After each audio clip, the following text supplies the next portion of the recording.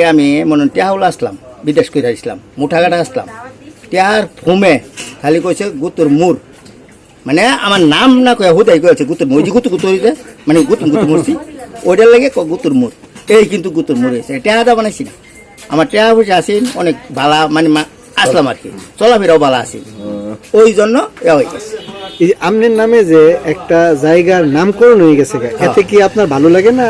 না না, আমি তো কিন্তু খারাপ না, একজন আমার গুতু ডাকলেও আমি রাগ করি না, কিন্তু একজনে যদি সরও মারে তেও না, এর লিগে আমি বেহার লোকে ভালো আছি, মানে আমার যদি একজনে অত্যাচারও করে তেও আমি কিন্তু ইয়া হরি না, প্রতিবাদ করি না কেউ লোকে।